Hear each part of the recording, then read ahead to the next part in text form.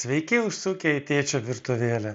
Čia viskas paprasta, skanu ir kaip pas tėtį. Šiandien parodysiu, kaip pasigaminti ypač lengvą ir skanų varškės cheesecake be kepimo. Tik keli ingredientai, jokio vargo, o rezultatas toks, kad šeima pirštus laižys.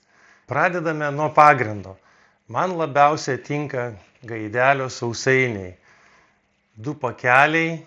Juos susmulkiname ir užpilame su 150 gramų ištirpinto sviesto. Svarbu gerai suspausti formoje, kad pagrindas būtų tvirtas ir vėliau nesutrupėtų. Dedam į šaldytuvą, tegul stangrėja, o mes gaminame užpilą.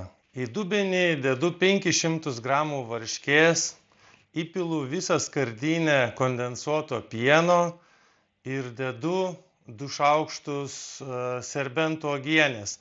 Ji man labiausiai tinka, nes duoda rūgštumo užpilui. Kol viskas draugauja tarpusavyje, pasirūpiname želatiną. 10 gramų želatinos užmerkiame su trupučiu vandens ir paliekame išbrinkti. Kai želatina išbrinksta, pašildom ant labai silpnos ugnies, kol ištirpsta, ir supilam į užpilo masę.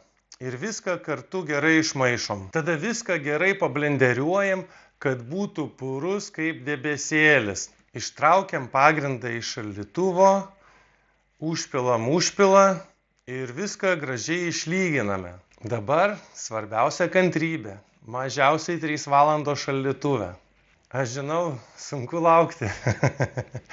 Ir kai mūsų šedevras sustingsta, galime išimti iš formos ir papuošti. Aš naudoju kivi vaisių. Duoda spalvos, gaivumo ir aišku keletą šakelių rozmarino, kad būtų gražiau. Štai ir turim paprastą šeimyninį cheesecake, kaip pas tėtį namuose. Jei jums patiko, labai prašau, paspauskite subscribe. Tai mano pirmas receptas šiame kanale ir man jūsų palaikymas yra labai svarbus. Parašykite komentaruose, kokį pyragą ar patiekalą norėtumėte pamatyti kitą kartą. Ačiū, kad gaminote kartu su manimi ir iki kito karto tėčio virtuvėlėje. Yeah.